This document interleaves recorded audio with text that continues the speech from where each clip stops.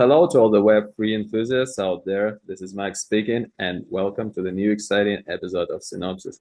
Today, I'm hosting this one uh, with our, I would say, a special guest. We've been hunting for him to get him, and we reach him on X finally. So, please welcome Marty Band. Hello, Marty. How are you today? Doing well, Max. Thank you for having me. Always a pleasure. So, I have a bunch of questions prepared for today. So, to cover them all, let's just get straight to the action, if you don't mind. Sounds great to me. Perfect. So to warm up, let's start with some introduction. Could you please uh, tell us the story how you discovered Bitcoin and what led you to investing in it? Yeah, so I'm Marty Bent, managing partner at 1031, the largest Bitcoin investment platform, and also the founder of TFTC, which is a media company that I've been running for 8 years. I got into Bitcoin around 2013. At the time, I was in college and also working at a managed futures fund that indexed commodity trading advisors in one of the markets that the funds that we index traded was FX markets, currency markets, and my job at the time was following central bank tea leaves from around the world, the Fed, Bank of Japan, European Central Bank, PBOC, and trying to explain why FX markets were moving the way they were based off of central bank policy decisions and macroeconomic events. And I was a young 21-year-old analyst, and that world of sort of central control over currency markets didn't really makes sense to me. And at the same time, I forget exactly how I found Bitcoin. I think it was an article in Wired about the Silk Road that piqued my interest. And I started doing research into it and came to really value the value prop that Bitcoin brought to the world. I was also a child of the great financial crisis and sort of had a strong sense that there was something wrong in the global financial and monetary systems. And I think I was very receptive to a solution to that problem outside of central authorities. And so when I found Bitcoin, I immediately was drawn to it and became obsessed with it almost immediately. Well, thanks for the great intro, and it all comes in your case from a healthy curiosity, and that's what we also recommend our viewers to exercise, being curious, doing research, and not just hunting for some hidden gems in purpose, but once you find something, what you really believe in, just take a chance. Awesome. And of course, today we're going to discuss a lot about investments, investment strategies, some expectation, forecast, predictions, and just a small disclaimer before we move on to the main part. So nothing what's being said is a financial advice unless Marty says different. So correct me if I'm wrong. I will not be giving financial advice today, but Okay. So yeah, and let's begin with the first question from the main part. Could you please tell us what has been the biggest innovation of Bitcoin? What caught your attention? I think the biggest innovation is what Satoshi explicitly called out in one of his early emails, which is the separation of the control of money from central banks and governments. And so I think Satoshi in early 2009 on one of the mailing lists said central banks and governments cannot be trusted with the control of money. They continually prove that they will inevitably debase people's currencies if given the chance, if they have access and control of the levers of monetary creation. And Bitcoin's biggest innovation is simply providing the world with a sly roundabout way to take money out of the hands of governments and central banks by creating this distributed peer-to-peer monetary system that no one individual, company, state, government can control. So I think hands down, that is the biggest innovation is separating money from state and then reintroducing sound money, hard money to the world with the 21 million Bitcoin supply cap. Awesome. Yes. May sound like some kind of anarchy for some people, but if you think deeper about it, it's extremely reasonable. And yeah, Marty, since you're, I would say, one of the pioneers in the field, you've been in the game since 2013, sorry, and it's far away ahead of the crowd. So for this time, you might have come with some ideas actually on how to invest. And could you please share your opinion on what is the best Bitcoin investment strategy? Yeah, so I think it differs for individuals and sort of institutional investors, like what we're doing at 1031. I think hands down for individual investors who see Bitcoin, not investment advice, but what seems to work best is simply just buying a little bit of Bitcoin every paycheck, dollar cost averaging in, and using Bitcoin as a long-term savings vehicle, and then just reaping the benefits of the increased purchasing power of individual Bitcoin units. And so I think for the individual, just simply stacking sats, buying a little bit of Bitcoin every time you get paid. And if you have an influx of cash, making sure that you put a good chunk of it into Bitcoin. Historically, that has been the best investment sort of strategy for individuals that want to get exposure to Bitcoin. And then at the institutional level, what we're really focused on at 1031, we think the best strategy is to find companies that have product market fit, that have strong founders, and actually have a business that is making money. I think historically, or not historically, in the last 30 years, traditional venture capital has really created this sort of landscape and way of doing things in startup land where you just raise a bunch of money, you try to get growth, and you don't really worry about revenue and profitability until far down the line. You try to grow at all costs and acquire as many users as possible at all costs, really not thinking about being profitable until 6, 7 years into your business. Whereas what we really focus on at 1031 is finding businesses that are timing the market right. The ideas, uh, time has come, and the company runs lean. I think that's one thing that we really see in terms of the companies that are most successful within our portfolio are those which have a lean team, but they do a lot with that team. And so a company like Strike is a great example there, where they have less than 75 employees, but they have more than 100 licenses globally. They're extremely profitable. The revenue is inflecting, and they're sweeping. I think another very important thing of what we look for at 1031 is companies that are trying to acquire as much Bitcoin as possible on their company balance sheet. So having the right product market fit at the right time, uh, getting adoption, and most importantly, getting revenue and getting to profitability as quickly as possible, and then funneling a good portion of those profits into Bitcoin to sit on the balance sheet. Awesome. Thanks for sharing. And another thing I wanted to ask is about the Bitcoin cycle. So it's pretty popular and not without a reason to split the entire Bitcoin history into cycles, 4 year cycles actually, with the bearish and bullish phases, accumulation, growth, corrections, and stuff. But right now, there might be some opinions, and actually, we had a recording with your colleague Matt Hougan, CIO of Bitwise, and he expressed the opinion that these 4 year cycles of Bitcoin are actually dead as a concept. Do you agree with these? Why or why not?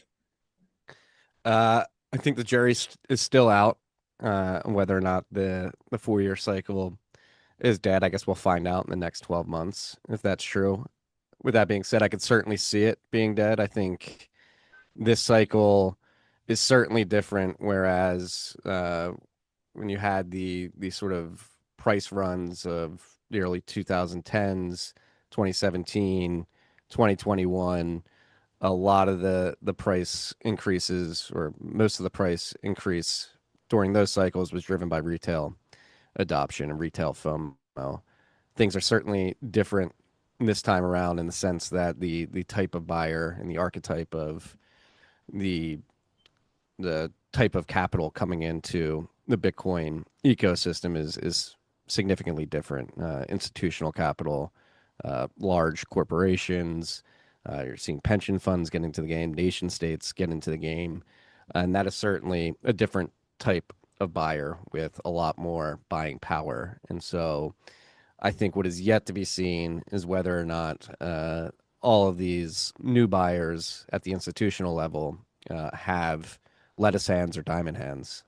So I think time will tell if these institutions just view Bitcoin as a way to get beta in terms of just getting an allocation to it and letting it trade up higher and then taking their trades off the board, or are they in it for what I would deem to be the right reasons? They recognize that Bitcoin is this incredibly innovative and disruptive technology that is extremely scarce, and you'd want to get a large allocation to and hold on to it for the long run. Whether or not that materializes is yet to be seen. I wouldn't be surprised if it does. I have a hunch that these institutional investors do recognize what Bitcoin is. It's been around for 16 years now, and I think we've got to the point of Bitcoin's sort of life where it's impossible to ignore that the Bitcoin is real, it has value, and it's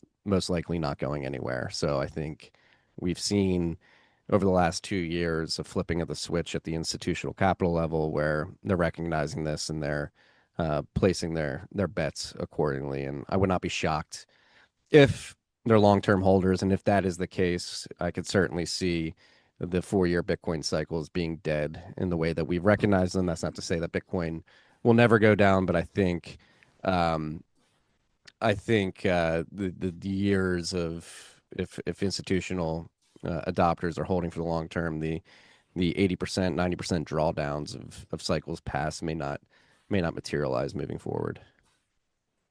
Awesome. Awesome. Thanks for sharing. And of course, the time will show, and we will be looking forward to seeing this hopefully bright future of Bitcoin. And still, although the industry and Bitcoin, especially, has proven so many times its stability, despite all those upside downs and volatility. There are so many people still who say that it's all gonna collapse, right? If not today, then tomorrow. And a few questions about the stress for the industry and the risks. So the first one, for you, Marty, what do you think are the biggest risks actually for the existence of Bitcoin? Can you repeat that? What do you think are the biggest risks for existence of Bitcoin?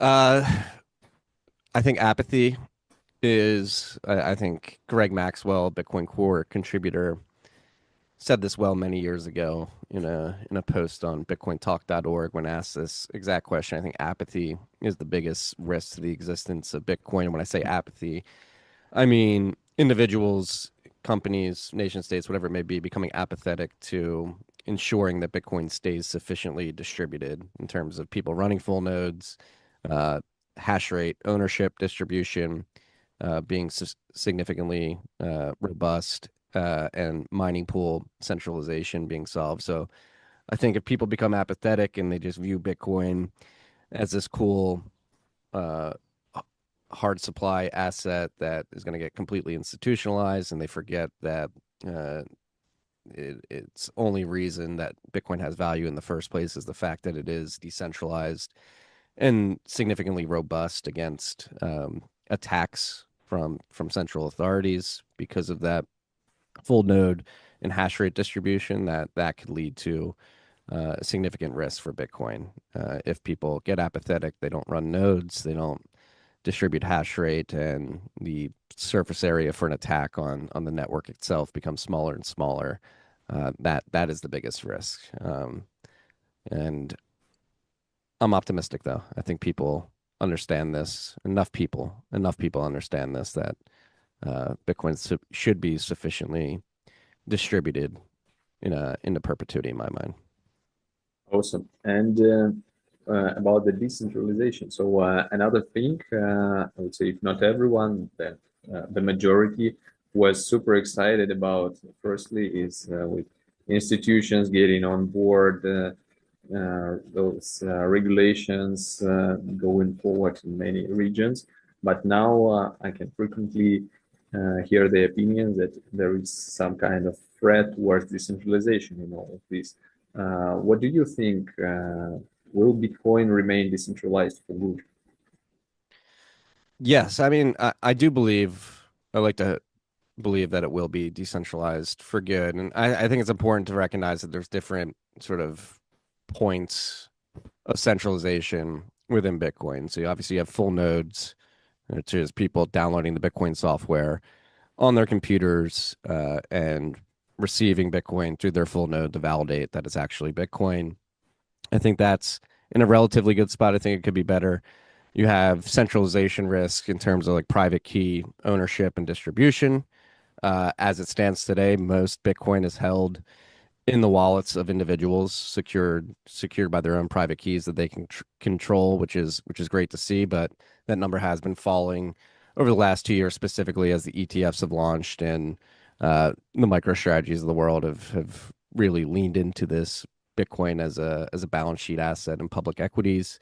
They're using Coinbase and a few other sort of custodians to hold their Bitcoin. So there is a centralization risk that exists at the private key level. Highly recommend that if you own Bitcoin, you actually create your own private public key pair and secure the Bitcoin yourself, learn how to do it.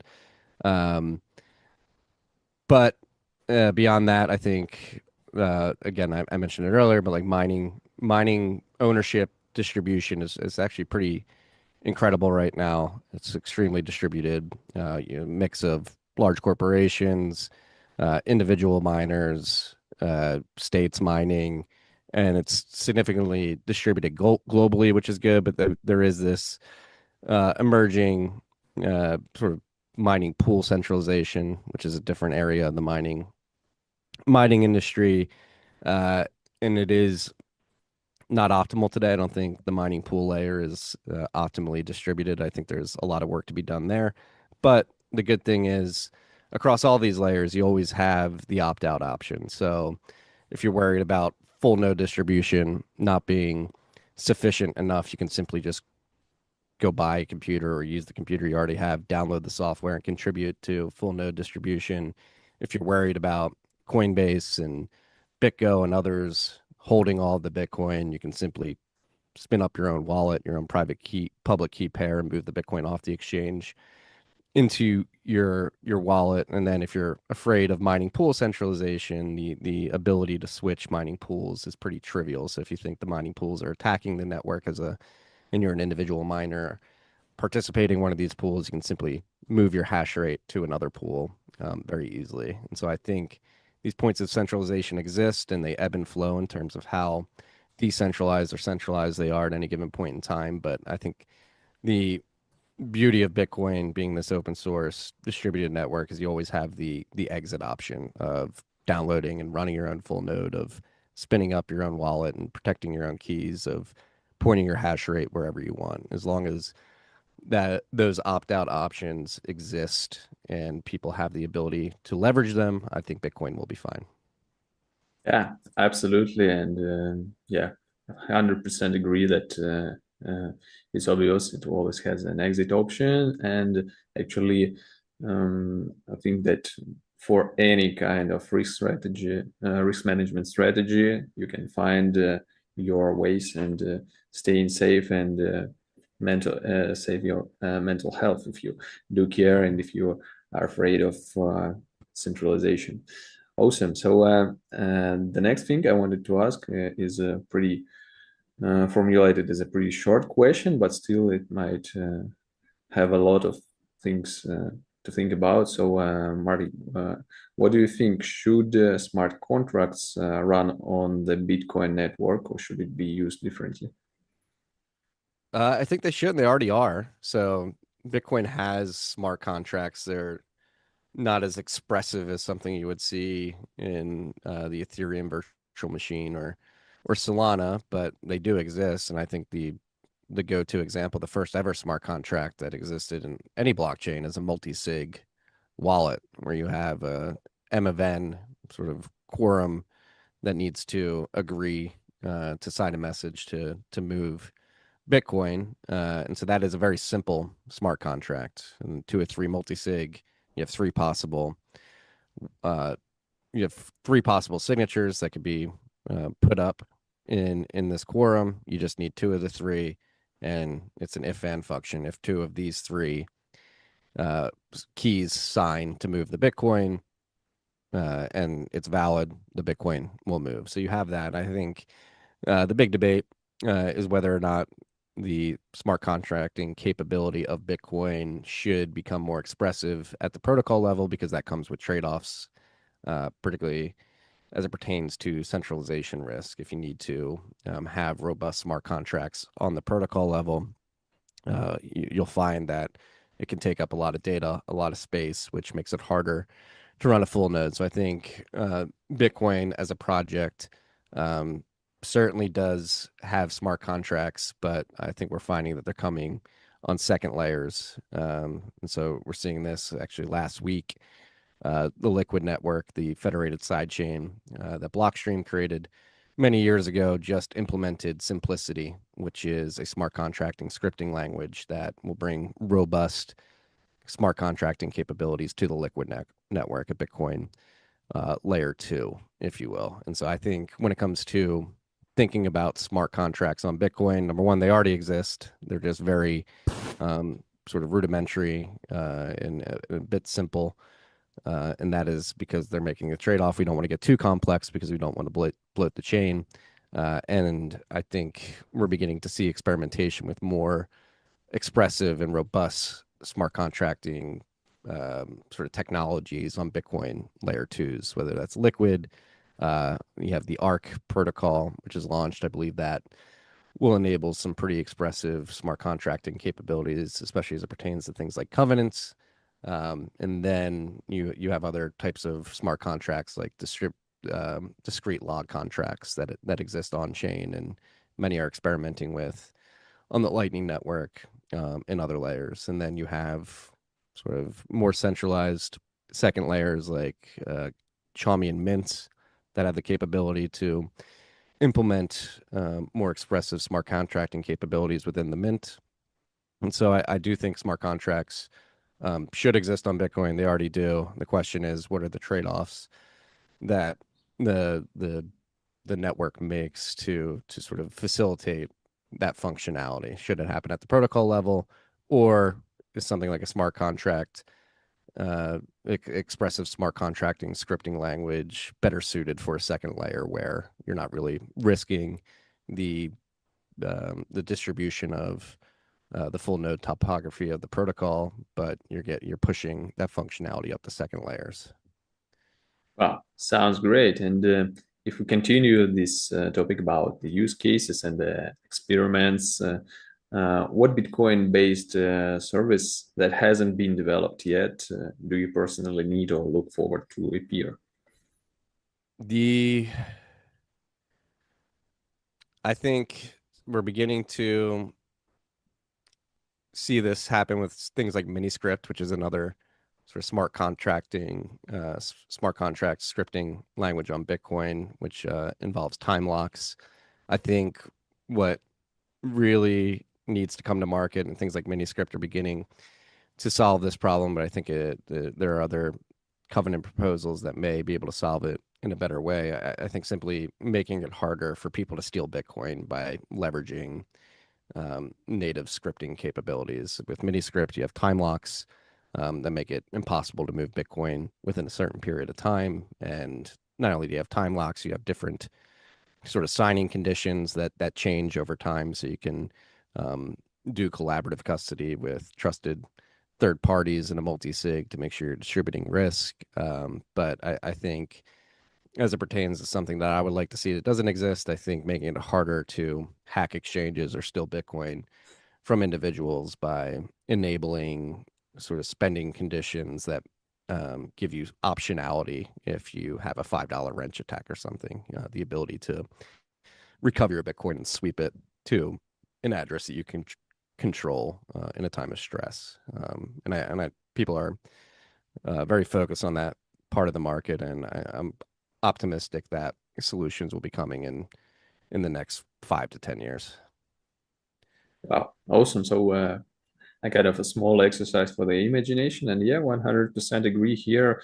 I wish it was not just harder, but impossible to hack exchanges and other protocols and smart contracts. But we'll see how it goes. And since you mentioned the short term or mid term of 5 to 10 years, let's speak a little bit about the expectation for this period. So, in your opinion, what will actually happen to Bitcoin in the next 5 years? So, you mentioned your optimism several times. Let's see if you keep it still. Yeah, I think at 1031, we really believe there's an order of operations to Bitcoin's ultimate success of becoming the world reserve currency, world reserve asset, however you want to frame it.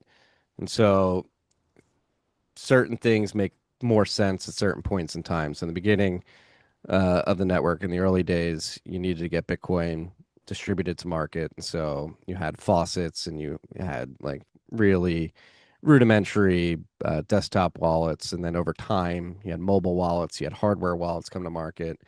The mining infrastructure at the same time is becoming more robust. You moved from CPU to FPGA to GPU to ASICs, and that matured. And now Bitcoin mining is becoming an integral part of energy systems around the world. And over the course of time, obviously, exchanges have come to market, made it easier for people to buy Bitcoin and move it to self custody. And so I think we're at a point in time now, 16 years in, where a lot of that early infrastructure has been built out, a sufficient number of Bitcoin have been distributed to market.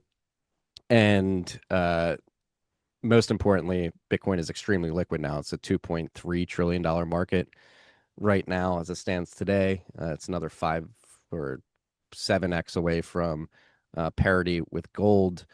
And at this point, because Bitcoin is so liquid and because the infrastructure, particularly around custody, is sufficiently robust and well understood, I think over the next 5 years, what we're going to see is Bitcoin being used as pristine collateral in uh, particularly in credit instruments. And so today, there's an extreme amount of debt that is collateralized by what I would deem to be suboptimal collateral, whether it's real estate, the banking system, collateralized by treasuries, which are just government IOUs that they can print at will.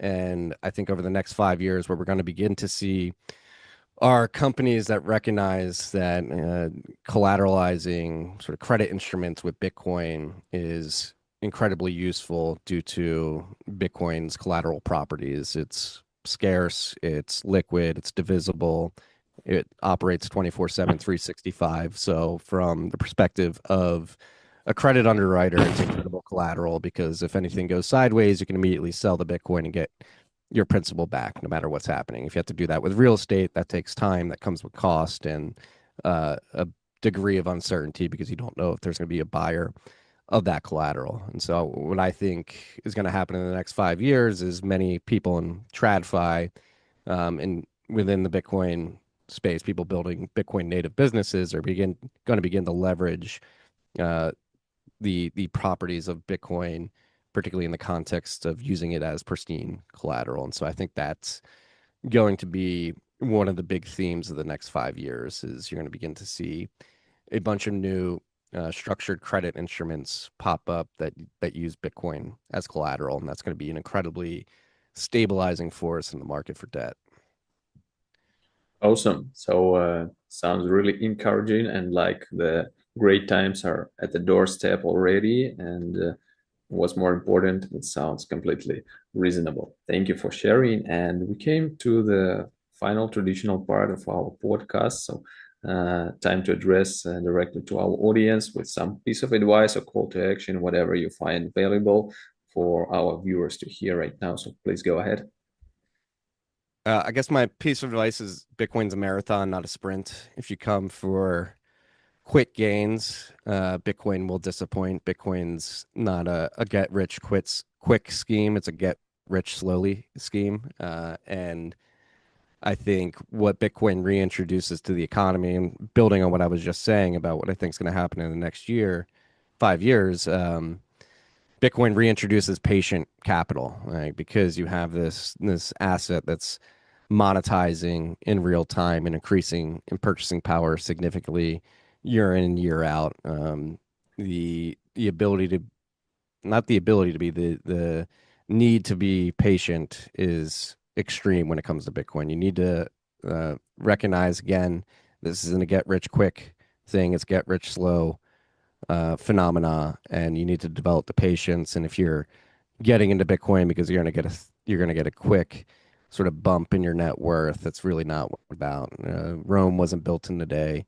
Bitcoin, the industry around it, the layers above it, will not be built in a day. But if you have a low time preference mindset and you have the patience and the will to understand that this is a long term game, a marathon, if you will, uh, that's going to be the best piece of advice I can give you. You're not going to get rich quick.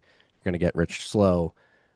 So develop the patience and the intestinal fortitude to get into Bitcoin and hold it for at least a 5, ideally 10, 15, 20 year. You should be holding Bitcoin for the rest of your life if you get into it. And I think once you recognize that, you'll be much less stressed when it comes to dealing with the volatility that typically comes with Bitcoin. And while you're developing that patience and sitting and holding Bitcoin, just do research, read about it, try to understand from first principles why it exists, how it works, and why so many people are beginning to recognize that it is profoundly important technology in the digital age.